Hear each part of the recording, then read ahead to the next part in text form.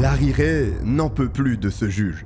Cela fait 10 ans que ces personnes essaient de le tuer, sa fille et lui. Ces monstres ont tout essayé. Arsenic, mercure, amphétamine. C'est un miracle qu'ils soient encore en vie. Et le pire, c'est qu'ils ne s'en cachent pas. Ils ont tout confessé en vidéo. Mais pourquoi ? Pourquoi est-ce que la justice ne fait rien ? Le juge regarde les vidéos. Et ensuite, il pose ses yeux sur l'homme de 60 ans. Monsieur Ray, si ces personnes avaient de si mauvaises intentions à votre égard, pourquoi avez-vous tout fait pour les garder à vos côtés ? Le juge pose une question pertinente. La salle plonge dans un silence assourdissant. Heureusement, l'avocat de Monsieur Ray ne perd pas son calme. Il racle sa gorge et répond au juge. « Eh bien, monsieur le juge, vous savez ce qu'on dit. Garde tes amis près de toi, mais tes ennemis encore plus. » Larry Ray sourit. Son avocat le comprend parfaitement. Pendant près de 10 ans, il a vécu sous le même toit que 7 personnes qui, chaque jour, essayaient de le tuer. Mais il est un homme intelligent. Il a vu à travers leurs manigances et s'est assuré qu'ils n'atteignent jamais leur objectif. Mieux encore, il les a aidés à reconnaître leurs erreurs et à travailler dur pour les réparer. Ça, c'est la version de Larry Ray. Mais pour les concernés, leur famille et la justice américaine, Larry Ray est le gourou d'une secte qui a débuté dans un dortoir universitaire avant de finir en réseau d'escorte de luxe brassant des millions de dollars. Alors, comment une telle chose a-t-elle pu se produire au beau milieu des États-Unis ? Je vous raconte tout ça.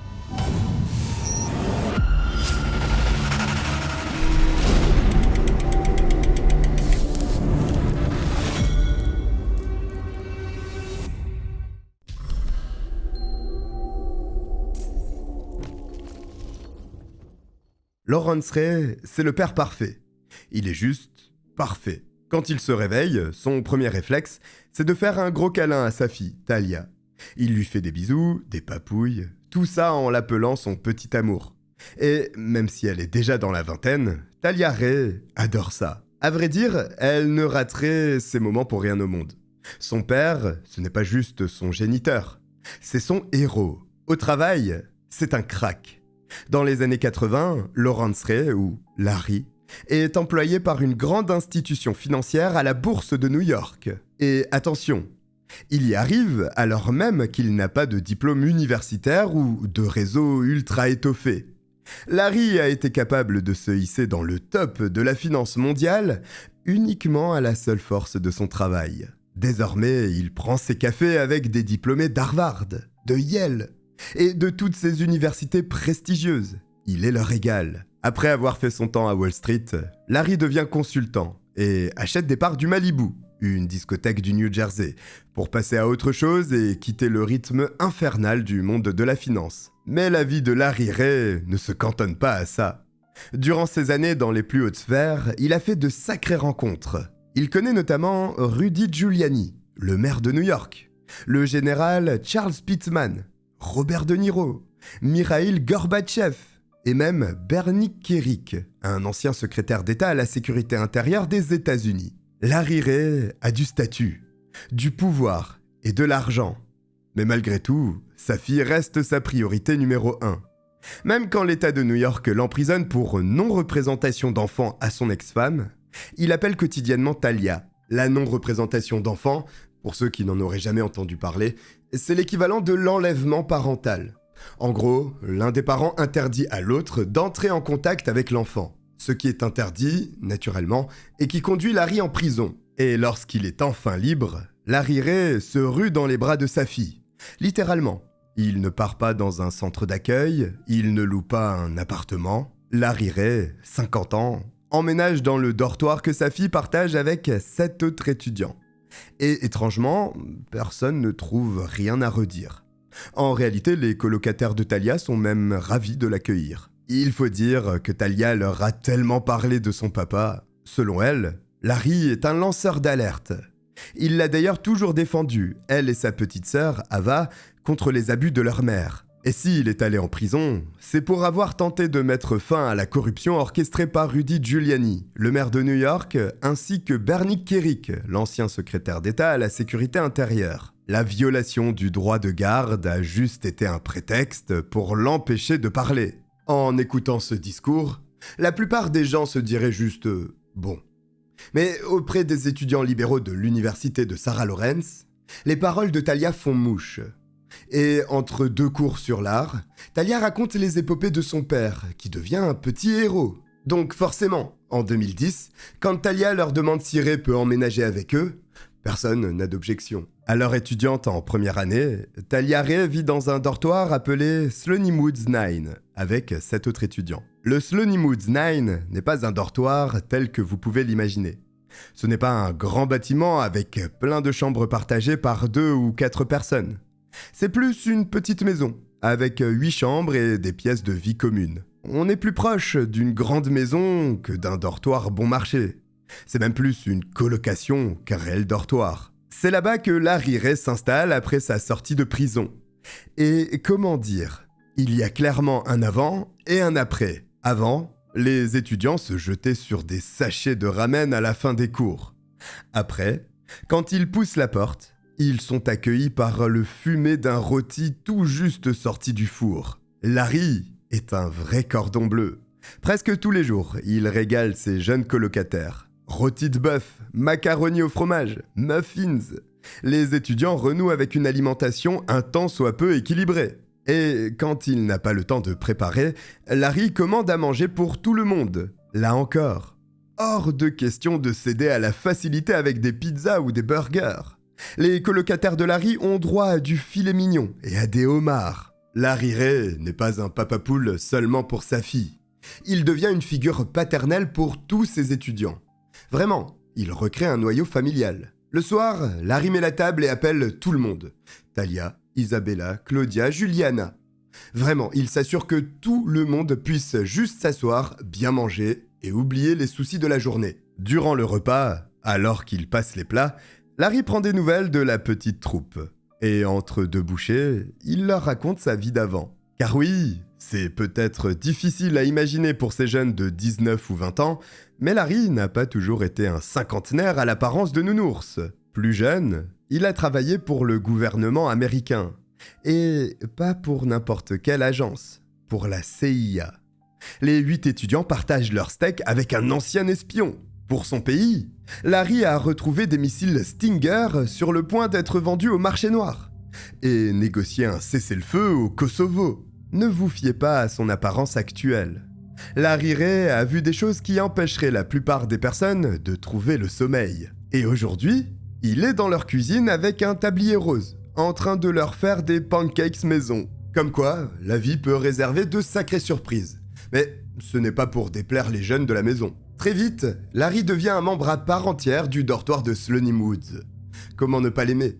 Il fait la cuisine, il fait le ménage et surtout, quand l'un des jeunes adultes est perdu, Larry a toujours les bons mots. Justement, cette année-là, Isabella Pollock traverse une épreuve difficile.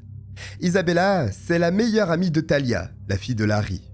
Et c'est aussi quelqu'un d'extrêmement fragile. Les frais de scolarité de l'université Sarah Lawrence sont colossaux, comme dans de nombreux établissements américains.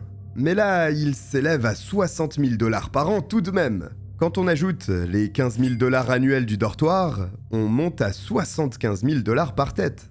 C'est donc un établissement haut de gamme, mais qui va vous aspirer le moindre centime que vous pourriez avoir de côté. Et Isabella ne vient absolument pas d'une famille aisée. C'est même l'inverse. Si elle avait à manger, c'est uniquement parce que sa mère recevait des bons alimentaires. En dépit des fins de mois difficiles, Isabella fait partie des meilleures du lycée catholique pour filles qu'elle fréquente à San Antonio, au Texas. Ses notes sont si exceptionnelles qu'elle parvient à décrocher une bourse complète pour l'université de Sarah Lawrence. Mais voilà, marquée par son enfance difficile, Isabella manque cruellement de confiance en elle. Au milieu de tous ses fils et filles d'eux, elle a l'impression de faire tâche. Et quand son petit ami la quitte brutalement, le résidu de confiance en elle qu'elle avait disparaît totalement. Et cela n'échappe pas à Larry Ray. L'ancien agent de la CIA revêt donc sa cape de super-héros et vole au secours de l'adolescente de 19 ans. Un soir, alors que les habitants du Sloanimwoods vont se coucher, plusieurs d'entre eux assistent à une scène bizarre. La porte de la chambre d'Isabella est grande ouverte. Par curiosité, et aussi parce qu'ils s'inquiètent pour leur ami, ils jettent un coup d'œil. Ce qu'ils voient restera à jamais gravé dans leur mémoire. Sur le lit, Larry et Isabella sont allongés côte à côte. Pas de façon à laisser suggérer qu'il y a eu un acte sexuel, mais plus d'une manière infantilisante. Un peu comme quand une maman se couche à côté de son enfant pour qu'il cesse d'avoir peur des monstres sous son lit. Mécaniquement, Larry passe sa main dans les cheveux d'Isabella. Et à demi-mot, il murmure sans cesse « Chut, personne ne fera de mal à ma petite fille ». Plusieurs personnes assistent à la scène, mais ne disent rien. Peu de temps après, Larry fait une annonce qui surprend absolument tout le monde. Depuis son arrivée, il dort sur un matelas dans la chambre de sa fille. Mais au vu de la situation d'Isabella, désormais, il va dormir dans sa chambre à elle. C'est le choc au sein du dortoir. Mais encore une fois, les bouches restent closes. Chacun préfère se mêler de ses affaires. Une seule personne a le courage de confronter Larry. Il s'agit de Santos Rosario, le petit ami de Talia, la fille de Larry. Santos et Talia, c'est une histoire d'amour qui est destinée à mal finir.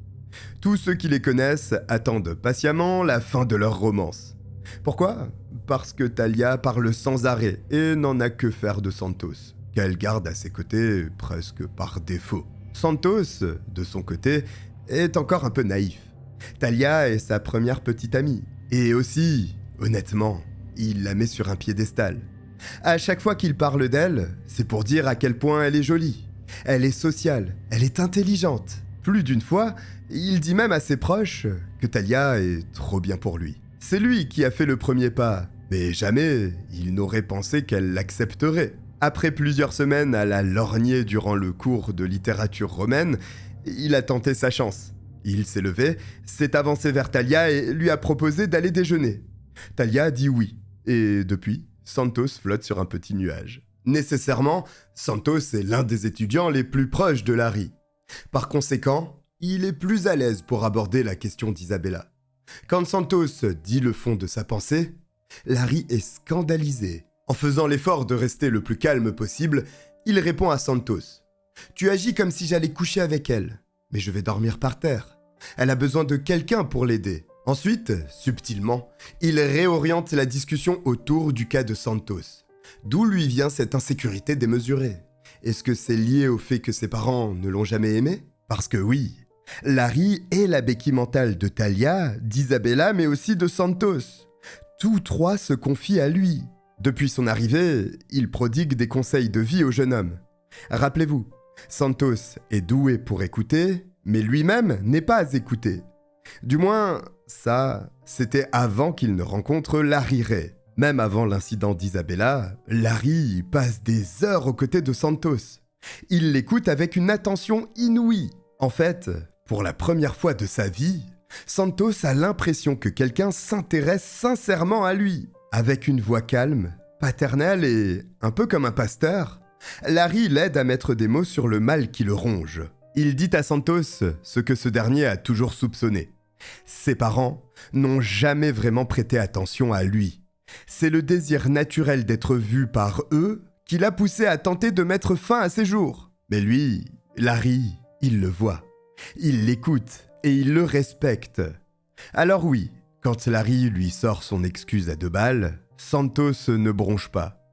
Après tout, c'est un homme bon, qui est là pour lui. Désormais, Larry a fréquemment des discussions profondes avec Isabella ou Santos. Et le changement de comportement des deux est drastique. Surtout en ce qui concerne Isabella. Elle passe d'une jeune fille timide, renfermée sur elle-même, à une personne solaire. Elle sourit en permanence, devient plus sociale. Vraiment, c'est le jour et la nuit. Donc personne ne dit rien. Cela conforte les autres colocataires dans l'idée que Larry est un excellent mentor. Et la vie continue sans accroc. Du moins, jusqu'aux vacances d'hiver. Normalement, Isabella profite de cette période pour quitter New York et aller voir sa famille au Texas. Mais pas cette fois. Cette fois, Cindy, la mère d'Isabella, ne voit pas sa fille. Et non seulement elle ne la voit pas, mais en plus, elle ne lui parle pas. La veille du départ en congé, Cindy reçoit un appel. Quand la mère de famille décroche, elle entend la voix d'un homme. L'inconnu se présente. Larry Ray, père de Talia Ray, la meilleure amie d'Isabella. À ce moment, le sang de Cindy se glace. Qu'est-il arrivé à sa fille pour que le père de sa meilleure copine l'appelle? Est-ce qu'elle a eu un accident? Est-ce qu'elle va bien? Cindy n'a même pas le temps de formuler ses pensées que Larry la coupe net. Écoutez Cindy, Isabella ne rentrera pas pour les congés. Récemment, elle m'a confié avoir été abusée sexuellement quand elle était encore une enfant. Le coupable est un bon ami de la famille. Si elle rentre, Isabella va sauter la vie. À l'autre bout du fil, Cindy voit sa vie défiler devant elle. D'accord, Isabella est un peu renfermée. Mais pour la mère de famille, c'était lié au divorce désastreux et à la situation financière difficile. Jamais elle n'aurait pensé ça. C'est une révélation atroce. Et d'ailleurs, pourquoi est-ce que c'est cet homme qui lui rapporte l'agression et pas Isabella elle-même? Sans lui laisser le temps de souffler, Larry enchaîne. Cindy, vous avez été une mère horrible. Vous avez été négligente envers Isabella et avez délibérément fermé les yeux sur ce qui se passait sous votre toit. Vous avez été incapable d'aider votre fille à l'époque, et vous l'êtes encore aujourd'hui. Je le répète, si Isabella rentre, elle va sauter la vie. Cindy est complètement dépassée. En maman aimante, ce qu'elle veut à ce moment précis, c'est parler à sa fille. Elle veut savoir qui, quand et comment pour que justice soit rendue. Mais Larry s'y oppose. Il lui assure qu'à ce point de sa vie, Isabella n'est pas en mesure de communiquer avec elle ou n'importe quel autre membre de sa famille. Et de parent à parent, il lui promet de prendre soin de sa fille comme si elle était la sienne. Ensuite, il raccroche. Cindy ne le sait pas encore, mais elle n'aura plus aucun contact avec sa fille durant 10 ans. Et au moment où elles se reverront, Isabella sera brisée psychologiquement et en prison. Comment passe-t-on de fille timide à prisonnière dans une geôle américaine? Eh bien, c'est là que toute cette histoire déraille.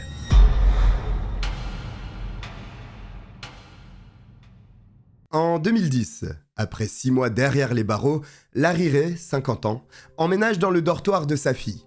Très vite, il trouve sa place aux côtés des 8 étudiants qui habitent à Slonim Woods.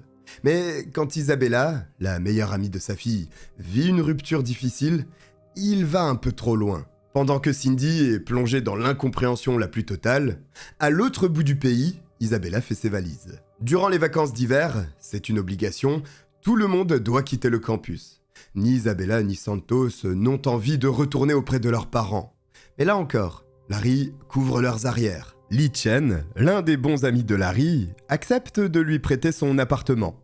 Situé au 93 East Street, le logement n'est pas très grand. C'est un appartement d'une taille modeste, comportant une petite chambre ainsi qu'un petit salon, mais c'est gratuit et c'est bien placé. C'est ainsi qu'en fin d'année, Larry, Talia, Isabella et Santos poussent la porte du logement new-yorkais.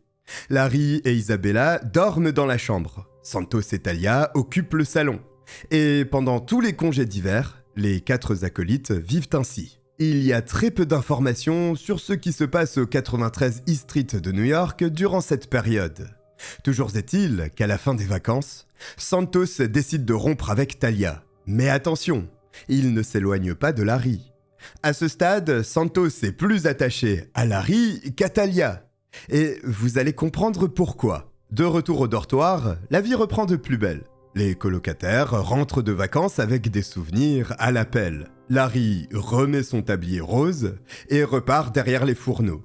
Mais déjà à ce stade, il insiste un peu trop sur l'encadrement des jeunes. Durant les repas, l'homme écoute les étudiants sans en perdre une miette.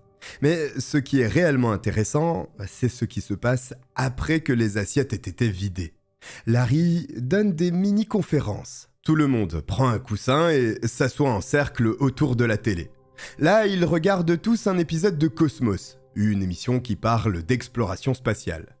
Et pile, quand les choses deviennent intéressantes, Larry éteint la télé. C'est le moment de discuter. Larry, c'est un ancien Marines, un ex-agent de la CIA. Alors, il sait de quoi l'être humain est vraiment capable, en mal comme en bien. Le souci, c'est que la société actuelle limite les individus. Trop de personnes vivent en dessous de leur réel potentiel.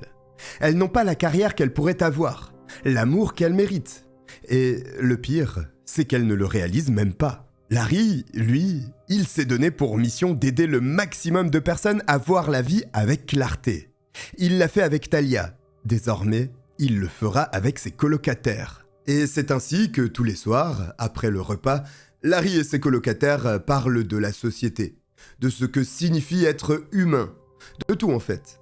Leurs ventres sont pleins, leurs esprits floués par la marijuana qui tourne de bouche en bouche, et leur langue se délie. Chaque soir, en plus de cette discussion intense, les étudiants doivent parler de leur envie de mourir. Tous, sans exception. Enfin, il y a tout de même des exceptions. Talia, déjà, et 4 colocataires du Slonim Woods qui ont pris leur distance à cause de toutes ces bizarreries. Mais pour le reste, à savoir Isabella Pollock, Santos Rosario, Claudia Drury et Daniel Levin, hors de question de rater ça. Claudia, c'est celle que Larry a eu le plus de peine à convaincre. Au début, quand Larry emménage, Claudia est indifférente. Mais à force d'entendre le père et sa fille s'appeler par des surnoms mignons à longueur de journée à travers toute la maison, Larry s'est mis à lui taper sur les nerfs. Et ça ne s'est pas arrangé avec la relation pot-de-colle qu'ils entretiennent. Oui, mais voilà. L'ancien espion cuisine bien. Et le soir, Claudia ne dit pas non à une bouffée d'herbe avec les sermons de Larry en arrière-fond. C'est divertissant. Un soir, cependant, Larry parle d'un sujet qui captive Claudia, la quête du potentiel. En gros, c'est une idéologie selon laquelle tout dans l'univers est guidé par la recherche de son vrai potentiel. C'est vraiment à partir de là que Claudia devient l'une des ouailles de Larry. Elle commence à participer activement aux sessions du soir. De fil en aiguille, au moins une fois par semaine, elle s'allonge sur le divan pour discuter à cœur ouvert avec Larry. Parce que oui, bien que non certifié, Larry propose des sessions de thérapie. Pas pour l'argent, juste pour aider.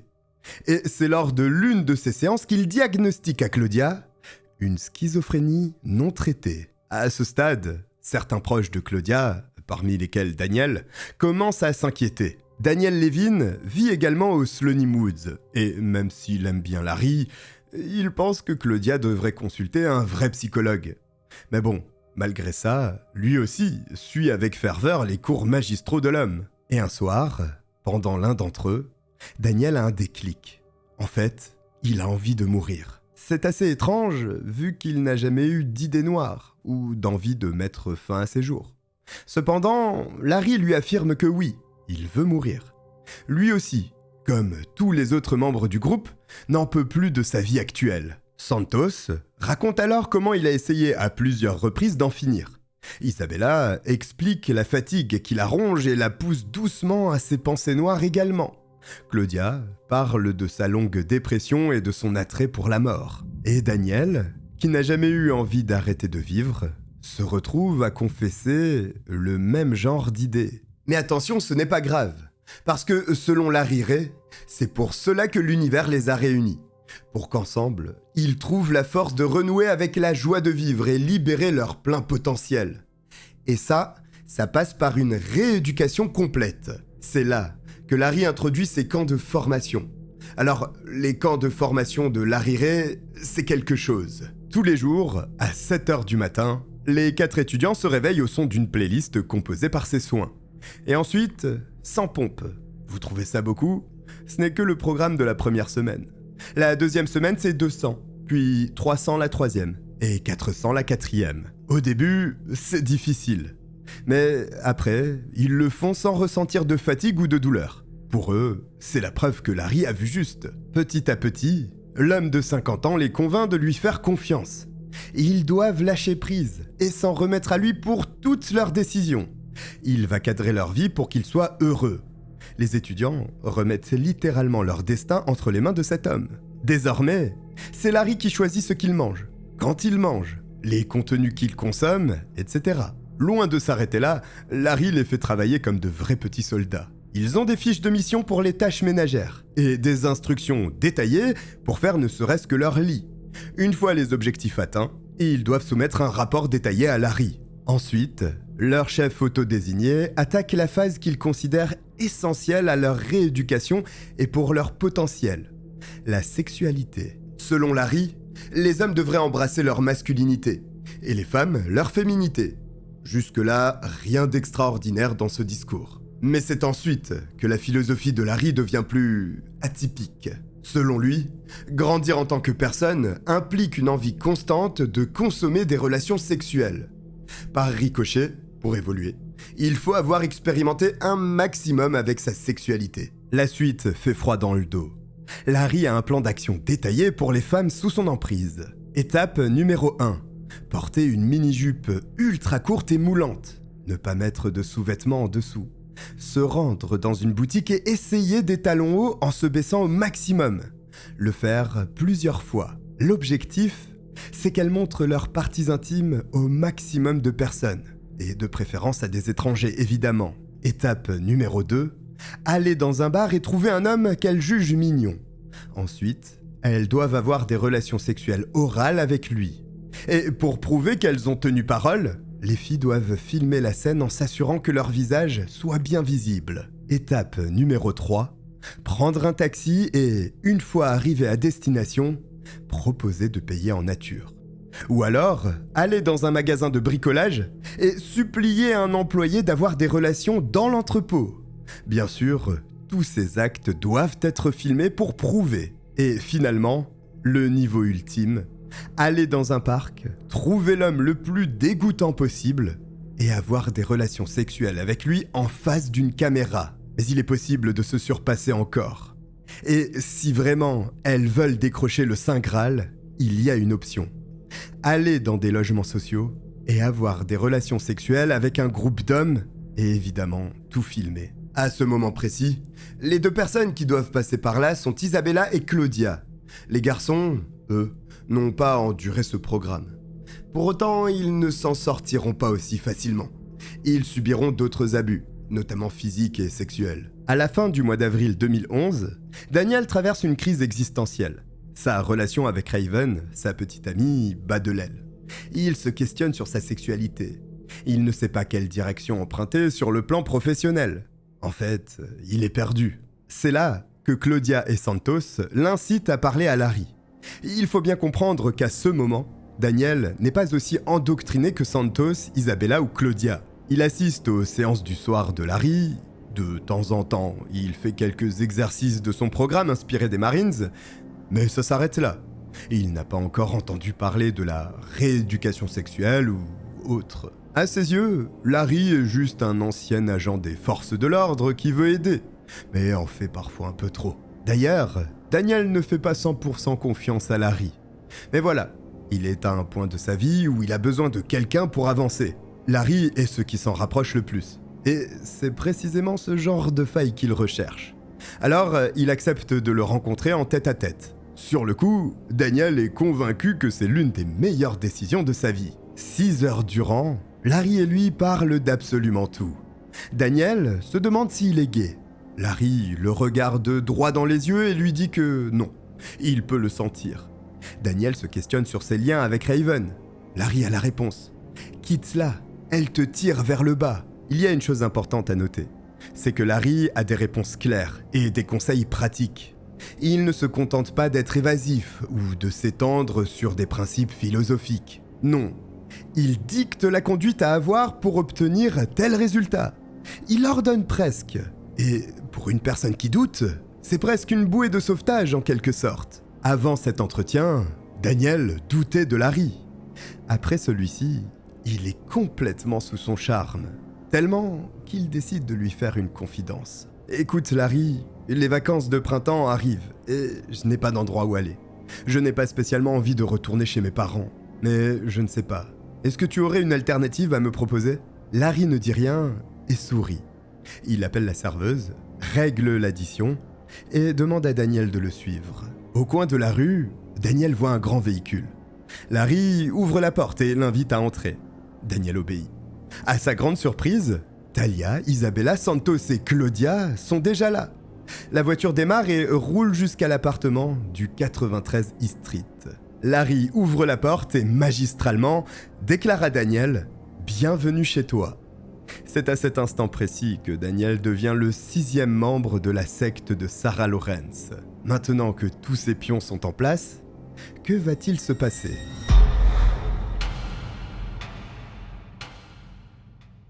À la fin du mois d'avril 2011, Daniel rejoint 4 de ses colocataires dans un petit logement new-yorkais. Mais ce qui devait être de simples vacances se transforme rapidement d'endoctrinement. Sous la surveillance de Larry, les jeunes adultes sont poussés toujours un peu plus loin. À 7h du matin, le titre Baba O'Reilly du groupe The Who résonne au 93 East Street. Quand les premières notes de guitare se font entendre, tout le monde doit être debout. Pas de grasse matinée. Chez Larry, on marque le pas comme chez les Marines. Réveil, salle de bain, tâches ménagères. Ensuite, Daniel va travailler dans une boutique de glace vegan. Et au retour, c'est à peu près la même chose que sur le campus. Chaque soir, toute la petite clique se réunit autour de plats chauds mijotés avec amour par Larry. Puis, ils regardent un film et discutent pendant des heures. Sauf que cette fois, il n'est plus question de mettre fin à ces jours. Non, à ce stade, ils sont tous d'accord que leur envie d'en finir avec la vie est ce qui les unit. Et que seul Larry peut les aider à aller mieux. Dorénavant, ils doivent essayer de comprendre pourquoi ils gâchent la vie de Larry. L'homme se donne corps et âme pour les aider. Et eux, ils lui mettent des bâtons dans les roues. Ils cassent ses plats. Ils égratignent ses poils. Ils renversent ses lampes. Leur côté obscur entrave le processus de guérison. Et consciemment ou pas, ils s'opposent à leur bien-être en dégradant les propriétés de Larry, qui lui, les aide à aller mieux. Le gourou, lui, il le sait, parce qu'il s'est libéré de la matrice. Mais il est temps pour ces jeunes apprentis d'en prendre conscience. Alors, Larry leur demande de se confesser, d'écrire des lettres dans lesquelles ils listent toutes les choses qu'ils ont cassées, juste pour lui nuire, à lui et à sa famille. Typiquement, les lettres se présentent ainsi. Moi, Daniel, je reconnais avoir endommagé les biens de Lawrence Ray. Voici la liste des objets que j'ai brisés. Tasse en porcelaine, $15. Poêle en marbre noir, $350. Tapis en poil d'alpaga, $1250. Et la liste continue sur plusieurs pages. Parfois, les étudiants lui remettent ses aveux sur des lettres papier. Parfois aussi, ils le font via email. C'est ainsi qu'un jour, Santos envoie à Larry un courriel avec en objet « Prix de tes choses que j'ai abîmées, ruinées, avec un total préliminaire ». L'email fait 5 pages et comprend plus de 50 articles. On y retrouve aussi bien du scotch à $9 que le réservoir d'essence d'une voiture à $6 800. En tout, Santos estime la valeur des dégâts qu'il a causés à $47 726,79 $. Et là, il est normal de se demander comment ils en sont arrivés là. Mais ce qu'il faut comprendre, c'est que le processus a été long et sournois. Au début, quand Daniel emménage, l'appartement ressemble vraiment à une colonie de vacances pour étudiants fauchés. Claudia, Santos et Daniel dorment sur des matelas dans le salon. Larry, Talia et Isabella dorment tous les 3 sur le lit de l'unique chambre. À ce moment, Isabella est devenue la petite amie officielle de Larry. Le fait que personne ne trouve étrange que l'homme partage un lit avec sa fille et sa copine en dit long sur la dynamique du groupe. Mais passons. Fidèle à son personnage, Larry continue de jouer au papa poule. Sur un coup de tête, il va emmener tout le monde dîner dans un restaurant luxueux ou faire du shopping. Et pour se déplacer, hors de question de marcher ou de prendre le métro. Larry passe un coup de fil et une limousine les attend en bas de l'immeuble. Vraiment, Larry continue de renvoyer cette image d'homme qui a réussi, qui est plein aux as. Et ça, alors même qu'il vit dans un minuscule logement, ne lui appartenant pas, et avec 5 personnes ayant moins de la moitié de son âge. En parallèle, de temps en temps, il va solliciter les jeunes dans son affaire. En fait, Larry fait de la revente de noms de domaine. En gros, il achète des URL comme cogitorstories.com. Ensuite, il les revend au plus offrant. Selon les documents officiels, il possède plus de 8900 noms de domaine qui valent des millions de dollars. Donc oui, Larry a bien de l'argent. Et il n'hésite pas à le flamber pour faire plaisir à ses petits protégés. Toutefois, ça c'est le côté lumineux de Larry. Une fois les volets tirés, il laisse éclater une face beaucoup plus sombre. Au 93 East Street, absolument tout le monde manque de sommeil. Ils sont réveillés à 7 heures tapantes, sans exception, alors qu'ils s'endorment à 2, 3 ou 4 heures du matin. Même quand ils ont du temps libre, Larry les tient occupés. Avec quoi ? Des tâches aussi inutiles que rédiger de longues listes de courses ou rester assis sans bouger. Pour qu'ils restent éveillés, Larry les bourre d'amphétamine. Mais parfois, il va plus loin. Il les empêche tout simplement de dormir. L'une de ses victimes préférées est Santos. Souvent, Larry le garde éveillé plusieurs jours de suite, si bien qu'à la fin, Santos tombe littéralement de sommeil. La privation de sommeil est reconnue comme une torture. Au bout du rouleau, avec une perte de lucidité évidente, les étudiants sont plus enclins à accepter les lubies de leur gourou. Et le moins que l'on puisse dire, c'est que Larry n'a aucune limite. Il sait se montrer extrêmement violent. Une fois, Daniel fait quelque chose qui ne lui convient pas. Larry le saisit à la gorge. Il tient un outil en main. Et il lui ordonne de tirer la langue. Sous emprise, Daniel s'exécute. Larry utilise la pince et saisit la langue de Daniel avec. Alors que Daniel gémit de douleur, Larry hurle de rage. « Est-ce que tu ressens cette douleur ? La prochaine fois, je ferai la même chose sur tes parties intimes. » Derrière, les autres étudiants regardent la scène. Et ils rigolent. Une autre fois, il menace Santos avec un couteau en lui hurlant des obscénités. Son péché mignon, c'est aussi de l'étouffer jusqu'à ce qu'il s'évanouisse. Finalement, on sent l'expérience de l'ancien militaire là. Et si tous ces événements sont connus et que je peux vous les raconter, c'est parce que Larry les a tous filmés. Quand il ne tient pas la caméra lui-même, il ordonne à l'un de ses sbires d'immortaliser le moment. Ce n'est pas tellement pour les souvenirs, mais plus pour l'humiliation.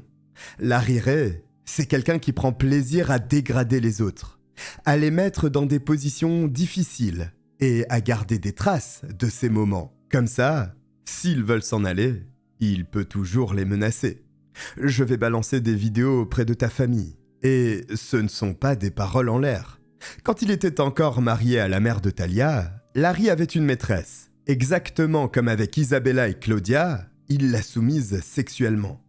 Elle aussi s'est retrouvée à avoir des relations sexuelles avec de parfaits inconnus tout en se filmant. Sans parler du fait que Larry l'a proposée sexuellement à ses partenaires en affaires.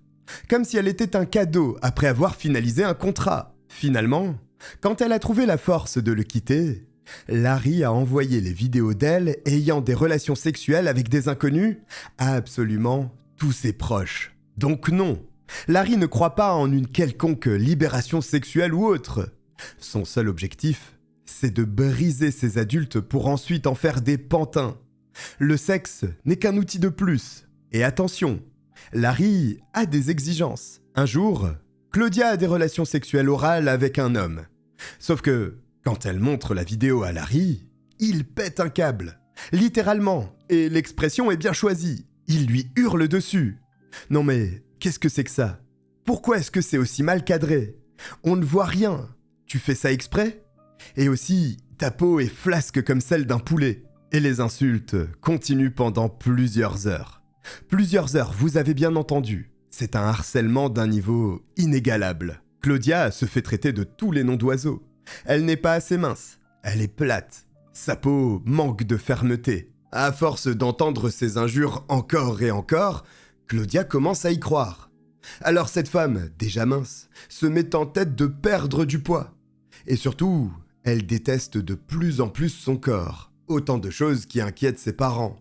Depuis 2010, ceux-ci ont de sérieux doutes concernant Larry. Quand ils apprennent que cet homme de 50 ans vit dans le dortoir avec des jeunes adultes, ils contactent le campus universitaire. Même s'il admet avoir reçu d'autres plaintes concernant Larry, le doyen de l'université ne fait rien. Selon lui, Larry visite juste sa fille, ce qui n'est pas illégal. Une seconde tentative d'alerter l'université finira exactement de la même manière. Les parents de Claudia comprennent que la direction de la faculté ne fera rien. Mais eux n'ont aucune intention d'abandonner leur fille. En dépit de tout, ils parviennent à rester en contact avec Claudia. Ce qui n'est pas facile, dans la mesure où elle est totalement manipulée. Et justement, il se trouve qu'ils ne vivent qu'à un bloc du logement du 93 East Street. Alors, environ une fois par semaine, Claudia passe déposer des vêtements ou leur rendre visite. Et malheureusement, ces réunions se passent toujours très mal. Plus le temps passe, plus les parents de Claudia ont l'impression de parler à un clone de Larry. Leur fille leur dit constamment « Chez les Marines on fait ci, chez les Marines on fait ça ». Elle critique aussi chaque petite erreur qu'ils commettent. Par exemple, si sa mère laisse cuire le rôti 1 minute de plus, elle la couvre de remarques négatives. Petit à petit, ils perdent leur fille au profit de Larry. Et c'est à peu près la même chose pour tous les autres étudiants. Isabella n'a plus de contact avec sa mère. Les autres ont des relations tendues avec leurs parents. Leur seul point de repère est Larry. Et Larry le sait trop bien. Alors il en profite. Il instille dans l'esprit de ces jeunes étudiants épuisés physiquement et mentalement des théories du complot. Lui, Larry serait une victime innocente. Et eux participeraient à l'échec de ses projets en détruisant ses biens. La première étape vers le salut est de reconnaître les dégâts causés au bien de Larry. La seconde est de le rembourser. Et oui, vous l'aviez peut-être vu venir. Et pour ça, soit ils travaillent pour gagner de l'argent, soit ils demandent à leur famille de leur en fournir. Au début, il ne s'agit que de quelques centaines de dollars. Cependant, au fil des 10 années qu'ils passeront sous emprise, la note deviendra de plus en plus salée. Les parents de Santos vendront leur maison. En tout, ils estiment avoir donné plus de 200 000 dollars à Larry. Claudia lui rapportera plus de 2,5 millions de dollars en vendant son corps et son âme. Mais en 2011, personne n'a conscience de ce qui se produit et des conséquences à venir. Et surtout pas Daniel, qui se questionne toujours sur sa sexualité. Si Santos est la cible préférée des attaques physiques de Larry, Daniel devient très vite son obsession sexuelle masculine.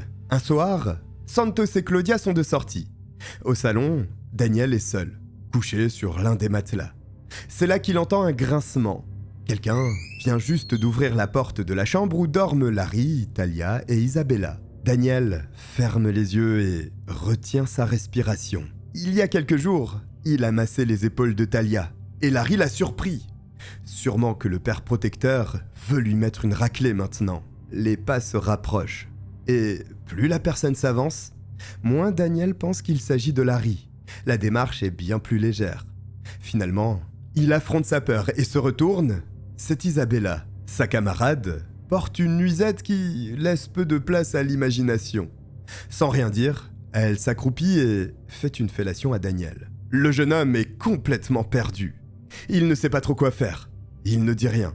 Et une fois qu'elle a terminé, Isabella retourne dans sa chambre et referme la porte. Daniel se rhabille et tombe de sommeil. C'est étrange et surtout, ce n'est pas un incident isolé. Après ce jour, Isabella vient plusieurs fois rendre visite à Daniel au milieu de la nuit. Et petit à petit, ils franchissent le cap du sexe oral pour aller bien plus loin. Mais comme toujours au 93 East Street, les choses se compliquent. Un jour, alors qu'Isabella et Daniel sont en plein ébat dans la chambre, Larry entre. Pour rappel, à ce moment, Larry est le petit ami d'Isabella. Daniel s'attend donc logiquement à ce qu'il s'énerve ou lui hurle dessus. Mais non, Larry se rapproche calmement du couple et caresse le dos de Daniel en lui disant « C'est bien mon petit Danny ». Comme si cela ne suffisait pas, il s'assoit sur le coin du lit et se met à parler. Il raconte à Daniel que lorsqu'il a rencontré Isabella, elle avait une hygiène si déplorable que ses parties intimes sentaient mauvais. Mais ça, c'est parce qu'elle détestait son corps. Aujourd'hui qu'elle a appris à s'aimer, non seulement elle ne sent plus mauvais, mais elle adore les films pour adultes. D'ailleurs, pour prouver ses dires, il demande à Isabella de passer un film X. Et elle s'exécute. Et c'est ainsi qu'Isabella, nue, Daniel, nu également, et Larry se retrouvent à regarder des films pour adultes à 3. La même scène, assez glauque, se reproduira à plusieurs reprises. À un moment, Larry ne se contente plus de regarder Isabella et Daniel en pleine action. Il se joint à eux. En plus de Larry, Daniel et Isabella auront aussi des plans à 4 incluant Lee Chen, le propriétaire du logement. Les semaines passées au 93 East Street de New York marqueront à jamais Daniel. Heureusement, il a l'occasion de souffler un peu. Après les vacances de printemps, Daniel et Claudia s'envolent pour le Royaume-Uni. Dans le cadre de leurs études, ils passent un semestre à l'étranger. Mais même là, Larry ne les lâche pas. Un jour, il les convoque lors d'un appel Skype. Au cours de ce dernier, Daniel et Claudia finissent par coucher ensemble. Quand Larry raccroche, il est fier de lui. C'est la preuve qu'il les tient encore dans la paume de sa main. Immédiatement, il lance un autre appel. Il a déjà flairé de nouvelles proies. Larry serait-il sur le point d'agrandir sa secte ? C'est fort possible.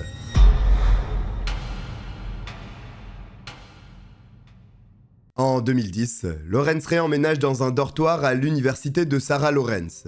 Un an plus tard, il a complètement lavé le cerveau de 4 de ses colocataires. Et alors que 2 d'entre eux sont au Royaume-Uni, il en profite pour attirer de nouvelles proies. Larry n'a pas eu à aller chercher ses nouvelles victimes très loin. Elles lui ont été servies sur un plateau par Santos. Pas volontairement, bien sûr. Après plus d'1 an d'abus, l'esprit du jeune homme est complètement brisé. Il ne sait plus ce qui est admissible ou pas.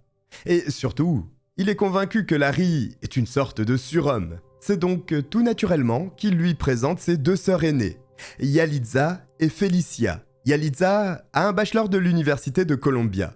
Quant à Felicia, l'aînée, elle a fréquenté Harvard, obtenu un diplôme de médecin à Columbia et suit un résidanat en psychiatrie à Los Angeles. Vraiment, les sœurs de Santos sont destinées à réussir professionnellement. Et c'est d'autant plus exceptionnel que Santos n'est pas né avec une cuillère en argent dans la bouche. Au début des années 80, ses parents quittent la République dominicaine et s'installent dans le Bronx.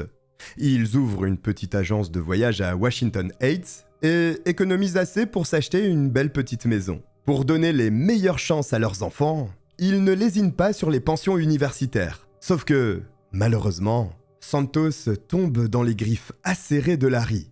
C'est ensuite à Yalitza et Felicia d'être envoûtées par le prédateur. Après quelques appels téléphoniques, elles sont convaincues que Larry est un homme bien, victime d'une conspiration.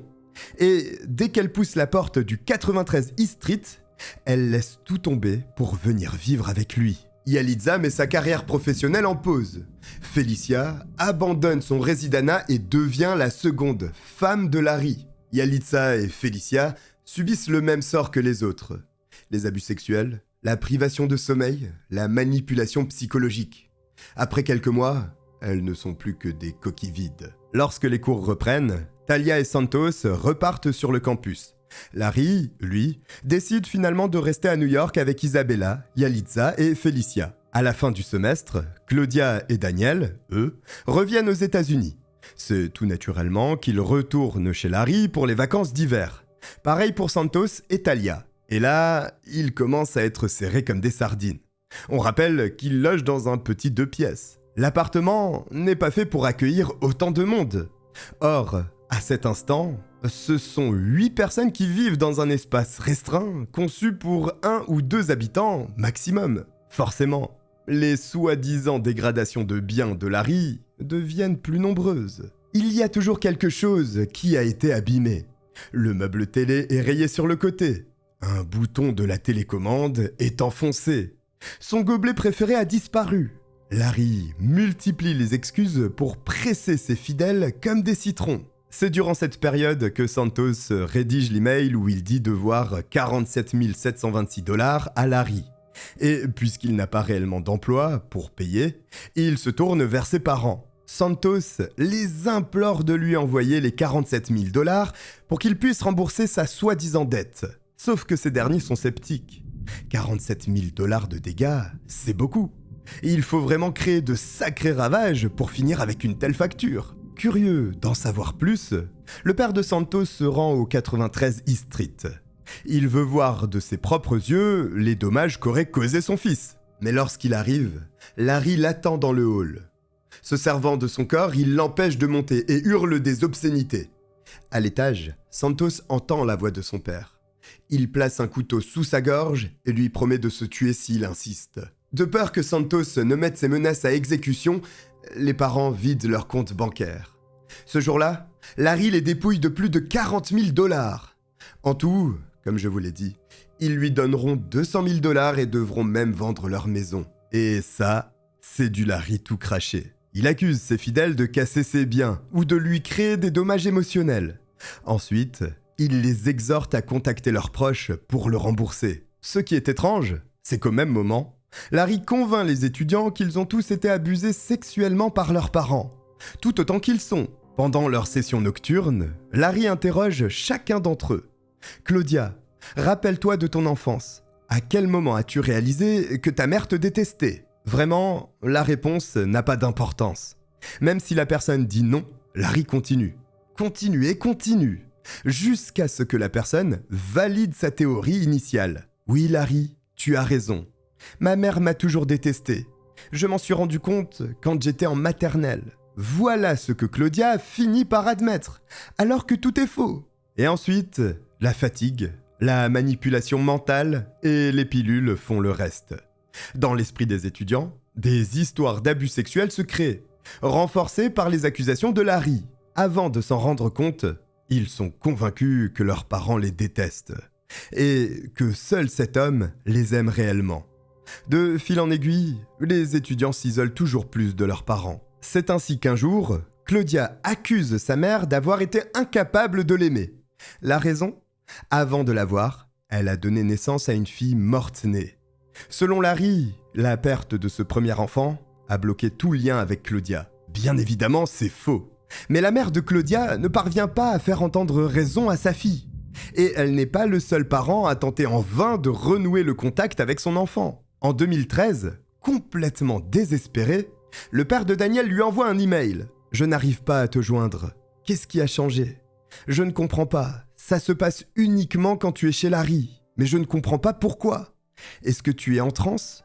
Tu prends des drogues ?» Quand il lit ces mots désespérés, Daniel ne ressent rien. Toutefois, quelques semaines après, il a enfin le déclic. Talia, c'est la petite princesse de Larry. C'est sa fille. C'est pourquoi elle n'endure pas les mêmes sévices que les autres. Pas de rééducation sexuelle, de violence ou autre. C'est un peu comme l'élu qui est doté d'une pureté absolue. Forcément, elle a droit aux meilleures choses possibles. Avec l'argent des étudiants, Larry l'emmène, Isabella et elle, faire du shopping dans des magasins de luxe. Elles dînent dans les meilleurs restaurants, vont en vacances, etc. Et selon la logique de Larry, c'est normal. Talia a déployé son plein potentiel et voit le monde avec clarté.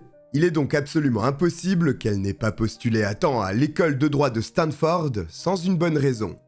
Et cette raison, c'est Daniel. C'est lui, et lui seul, qui est responsable de cette opportunité ratée. Toujours pour nuire à Larry, Daniel a sciemment distrait Talia pour qu'elle oublie de postuler. Daniel se défend comme il peut. Mais face à Larry, impossible de dire quoi que ce soit. Larry a raison, Daniel a tort. Point à la ligne. La sanction ne se fait pas attendre. Larry forme des petites boules avec de l'aluminium avant d'enrouler le tout dans du scotch. Cela forme comme un collier avec des morceaux de métal. Sauf que ce dernier n'est pas destiné au cou de Daniel. Devant le groupe, Larry ordonne à Daniel de baisser son pantalon et d'enfiler le collier autour de ses parties génitales. Ensuite, il se met à le tordre, enfonçant l'aluminium dans sa chair. La douleur est juste horrible. Daniel hurle à s'en déchirer les poumons et finit par dire à Larry ce qu'il veut entendre. Fier de lui, Larry lâche prise. Plusieurs jours après, il fait vivre à Daniel une situation encore plus douloureuse et plus humiliante. Il faut savoir qu'à ce moment, Daniel ne vit pas toute l'année dans l'appartement.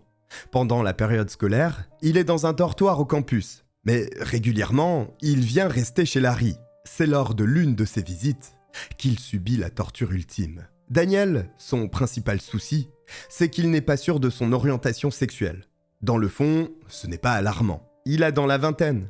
Il évolue dans un milieu très ouvert où les notions de genre et d'identité sexuelle sont fréquemment abordées. Le jeune adulte qu'il est a juste besoin de temps pour apprendre à se connaître et se trouver. Enfin, pas pour Larry. Quand Daniel lui explique ne pas encore être sûr de son identité, c'est tout juste inacceptable. Son petit visage rond devient rouge comme une tomate. Des perles de sueur apparaissent sur son front. Et comme un nain monté sur un ressort, il bondit de son siège. « Ça suffit », dit-il. Le son rebondit sur les murs du minuscule appartement new-yorkais. « Isabella, va chercher une de tes robes. » La jeune femme s'enfonce dans la chambre du logement. Elle en ressort avec l'un de ses vêtements. Larry le lui arrache presque des mains. Fou de rage, il le tend à Daniel. porte ça et va chercher le courrier dans le hall de l'immeuble. Vidé par 3 ans d'abus, Daniel ne bronche pas. Il retire ses vêtements, enfile la robe et descend au rez-de-chaussée.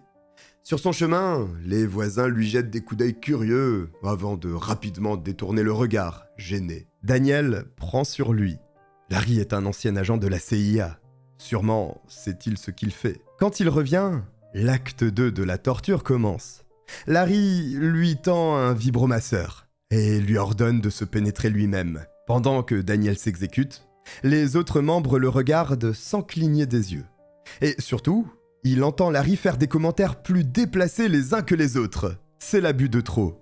Daniel n'en peut plus. Toutes ces années, il était convaincu que Larry ne voulait que son bien.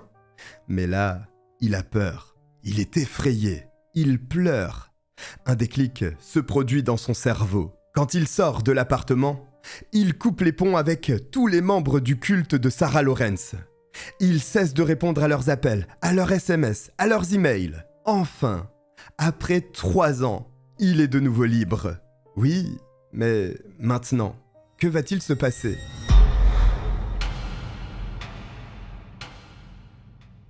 En 3 ans à peine, Larry Ray a transformé 6 étudiants brillants en pantins sans volonté. En 2013, Daniel trouve la force de quitter le culte créé par le père de sa colocataire.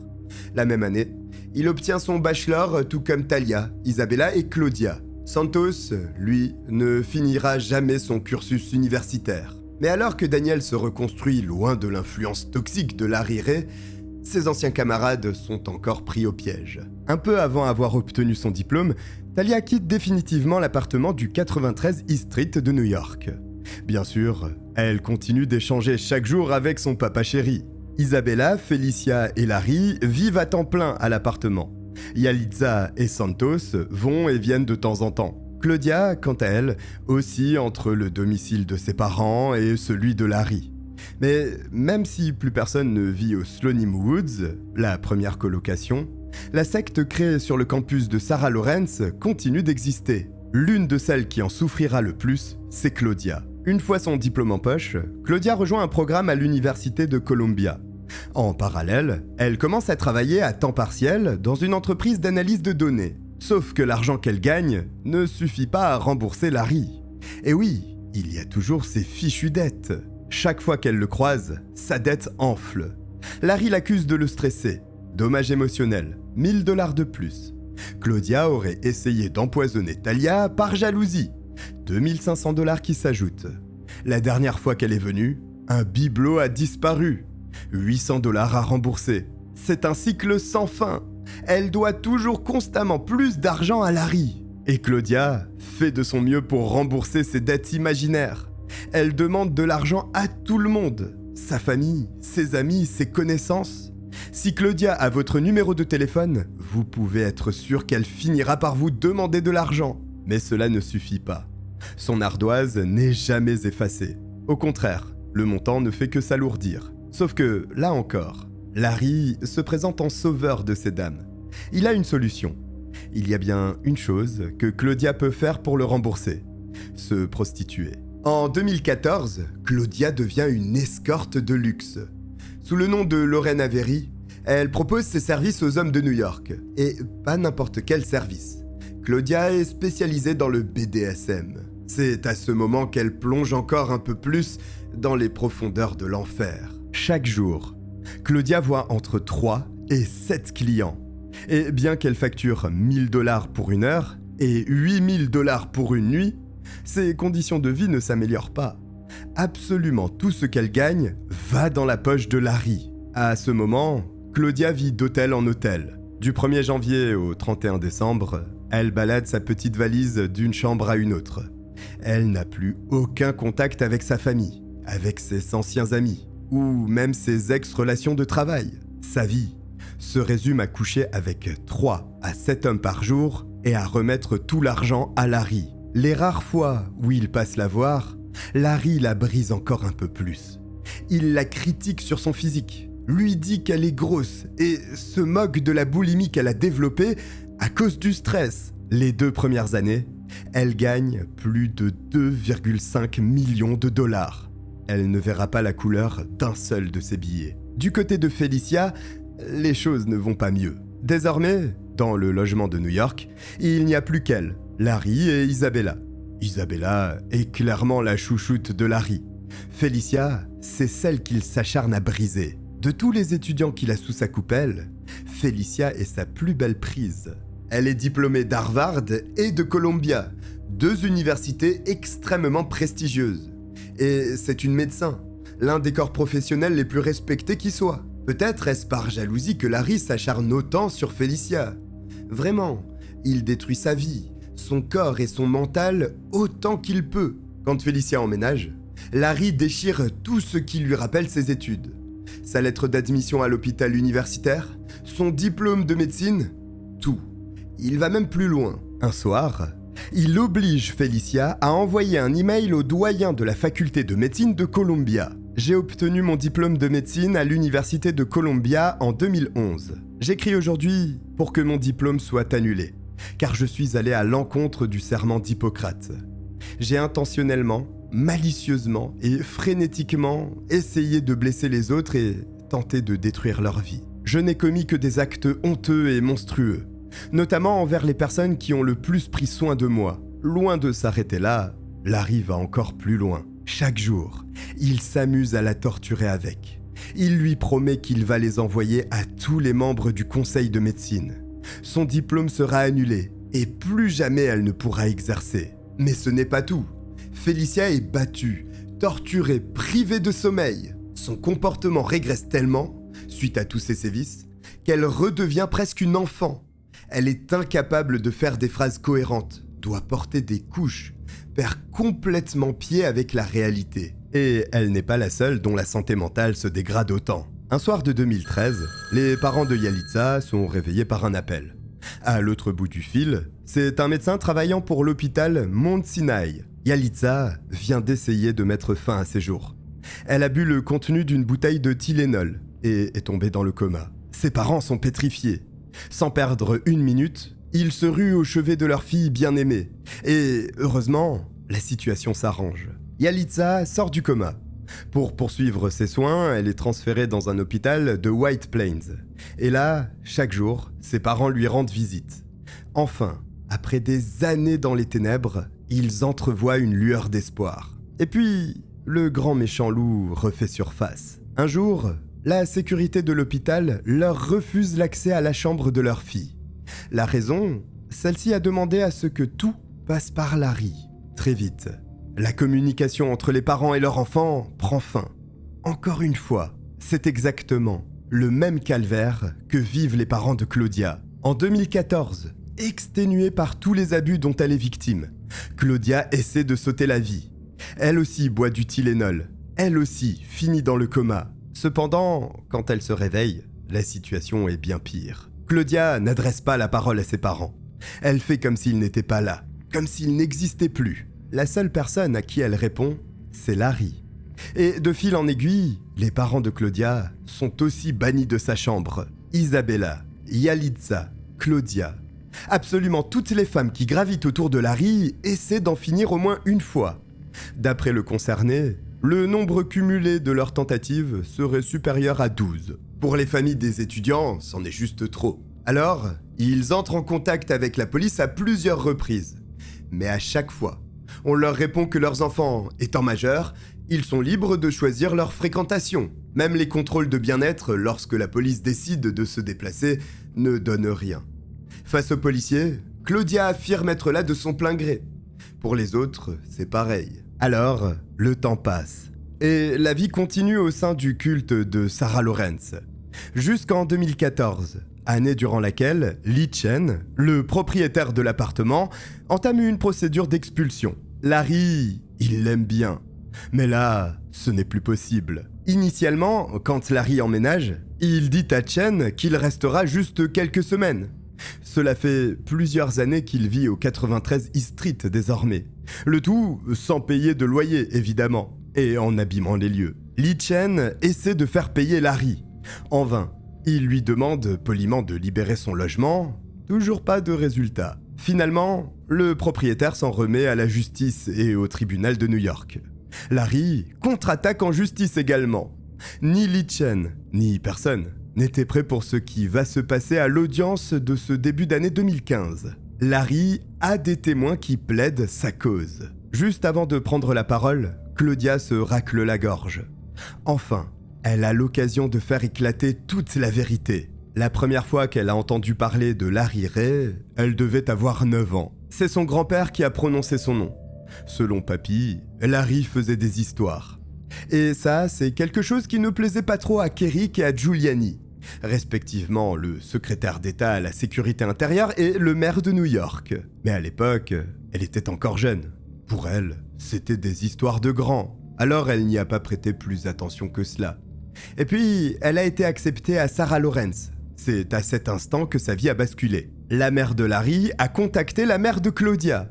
Les deux femmes lui ont confié une mission spéciale, se rapprocher de Talia et de Larry pour leur faire du mal. Pour être sûr qu'elle mène sa mission à bien, Kerik s'est mis à lui envoyer des fonds chaque mois. Et avec cette somme, Claudia achetait de l'arsenic, du cyanure, du mercure, de l'argent et du plomb. Tous les jours, elle en mettait un peu dans leur nourriture, leur eau, leurs vêtements. Mais voilà, avec le temps, elle a appris à connaître Larry Ray. Et elle s'est rendue compte qu'il était adorable et s'est rangée de son côté. Pendant 1 heure, Claudia vante les louanges de Larry. Lorsqu'enfin elle se tait, c'est Yalitza qui prend le relais. Ses parents ne sont pas propriétaires d'une agence de voyage. Selon Yalitza, ce sont des narcotrafiquants qui blanchissent de l'argent et prostituent Felicia depuis qu'elle est toute petite. Elle aussi a tenté de tuer Larry. Elle a mis de l'héroïne, des fongicides, du LSD dans son café et sa nourriture. Lorsqu'il ne regardait pas, elle a même mis des matières fécales pour contaminer ses bandages et le faire mourir de septicémie. Tout ça pour de l'argent. D'après Yalitza, si elle réussissait à tuer Larry, ses parents lui verseraient $1 million. Et puis, elle s'est ouverte à Larry. La suite, vous la connaissez. Des heures durant, Claudia, Isabella et Yalitza parlent de long en large de Larry. En face d'elle, l'audience est pétrifiée. Parce que, comme vous, elle se demande « Qu'est-ce que tout ça a à voir avec l'occupation illégale du domicile de Monsieur Chen ?» Et puis, ce que ces femmes racontent n'a ni queue ni tête. Sans grande surprise, Li Chen remporte son procès. Têtu comme une mule, Larry continue de squatter l'appartement durant 1 année supplémentaire. C'est finalement en 2015 qu'il quitte définitivement le 93 East Street pour vivre dans le New Jersey avec Isabella et Felicia. En septembre de la même année, Larry fait à nouveau parler de lui. Alors qu'il loge au Hudson Hotel avec Claudia et Santos, il est agressé physiquement par un homme qu'il avait roulé dans la farine quelque temps auparavant. Larry en profite. « Vous voyez, quand je vous dis qu'on complote contre moi ?» Après cela, il se lance dans une chasse aux sorcières qui scinde son culte en 2 clans. D'un côté, il y a ceux qui ont été empoisonnés. On y retrouve Talia, Felicia, Isabella et lui-même. De l'autre se trouvent les empoisonneurs, à savoir Santos, Yalitza et Claudia. Larry s'assure que les 3 derniers paient pour leurs crimes. Encore une fois, Claudia est le bouc émissaire. En 2019, Larry estime que son cas n'est pas pris au sérieux. Alors, il décide de prendre les choses en main. Le gourou crée un site internet. Dessus, il y a 2 idées générales. La première section est dédiée à la promotion des services d'escorte de Claudia. Et la seconde est plus glaçante. Le lien redirige vers une vidéo filmée avec un téléphone portable. La miniature laisse présager quelque chose de sombre. Claudia est assise sur un lit, visiblement épuisée, le regard vide. Elle porte un jogging, un sweat, et ses cheveux sont attachés à l'aide d'un chignon pas très net. Et quand la vidéo se lance, elle se met à parler. « Je m'appelle Claudia, et ceci est ma confession. Lorsque j'étais étudiante à l'université de Sarah Lawrence, j'empoisonnais Talia Ray au moins 1 fois par jour. Je m'assurais que toute la nourriture de son réfrigérateur était contaminée. Je mettais du mercure sur sa brosse à dents. Je dormais dans sa chambre le plus souvent possible pour atteindre mon objectif. J'ai aussi mis de l'arsenic et du mercure dans ses sous-vêtements. J'ai empoisonné ses boissons lors de fêtes universitaires. Je n'ai jamais cessé d'empoisonner Lawrence Ray et Talia Ray. » Hors du champ, la voix de Larry se fait entendre. « Tu fais ça de ton plein gré ?»« Oui, » répond Claudia. « Et pourquoi ?» rétorque Larry. Claudia affirme Parce que je veux juste dire la vérité. Larry oblige Claudia à partager ce site web avec tous ses contacts, incluant la faculté de Sarah Lawrence et ses anciens camarades. Le gourou ne le sait pas encore, mais il vient tout juste de creuser sa tombe. Avec cette vidéo, il veut encore humilier Claudia. Mais c'est cette vidéo précisément qui mettra un terme au culte qu'il dirige depuis 10 ans.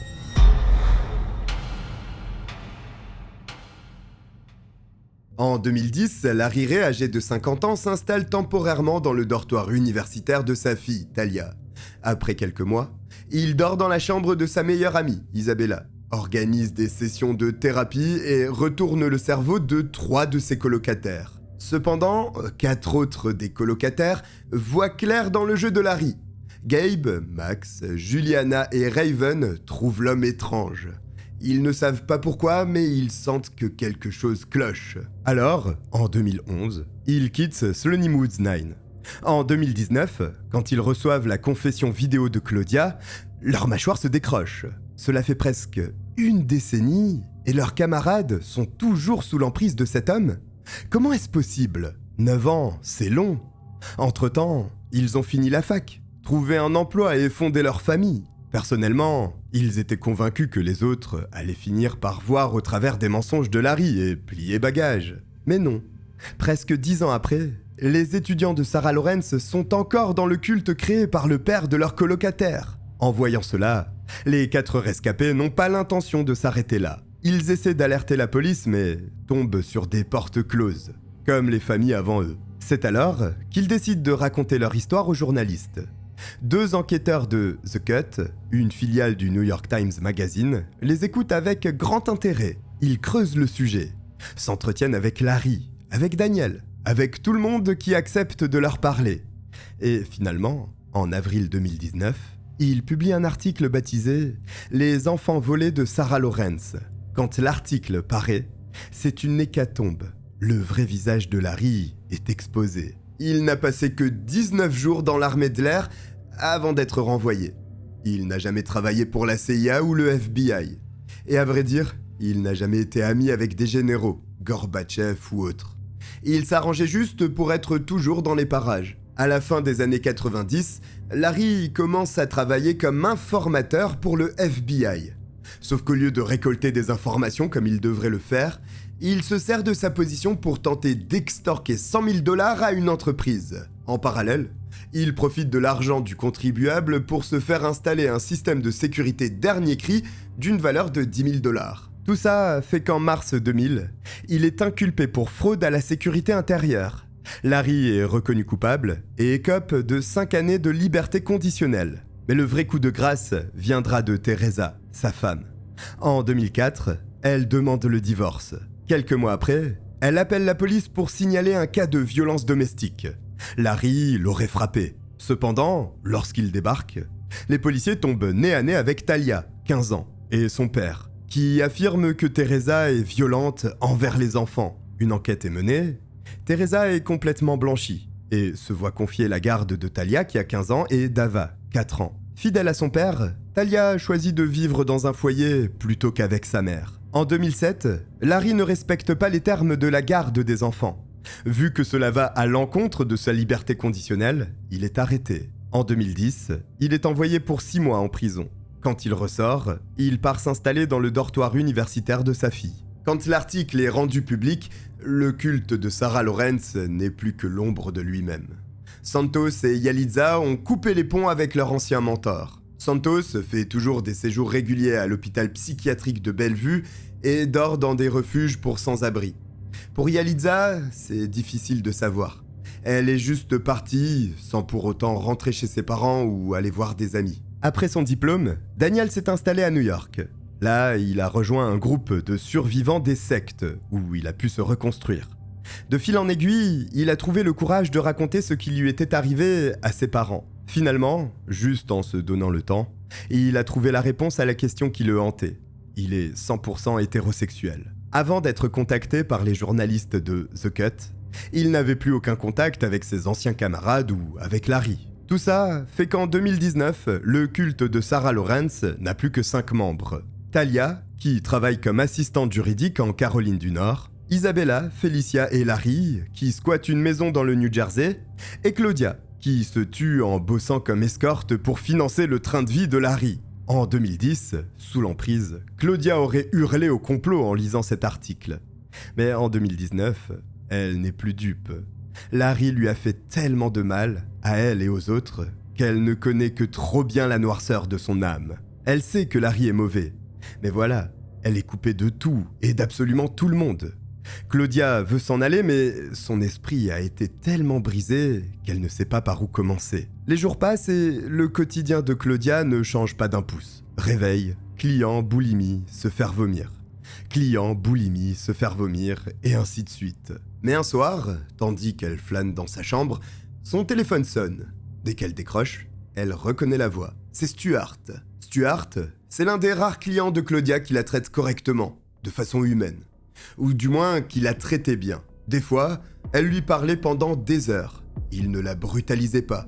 Et il arrivait même que les deux n'aient aucune forme de relation physique. Avec le temps, Claudia s'est mise à l'aimer. C'était sa seule interaction humaine positive. Et avec lui, elle redevenait un être humain, pas un punching ball. Sauf que Larry s'en est rendu compte. Alors, il a fait ce en quoi il excelle. Il a obligé Claudia à le faire chanter pour 500 000 $. Stuart a coupé le contact net. Et Claudia, elle, a été battue pendant des heures pour s'être entichée d'un client. Des années se sont écoulées, mais Claudia n'a jamais oublié Stuart. Alors, quand elle entend sa voix, son visage s'illumine. Stuart a lu l'article de The Cut, et il a su qu'il devait agir. C'est pour ça qu'il l'appelle. Il lui a réservé une chambre dans un hôtel de Philadelphie. Tout ce qu'elle a à faire, c'est sortir, aller à la gare et prendre le train. Claudia se lève du lit sans même réfléchir. Elle ouvre la porte et sort de l'hôtel. 2 heures plus tard, elle est à Philadelphie, dans la chambre offerte par Stuart. Elle se sent enfin libre. Elle éteint son téléphone et s'allonge.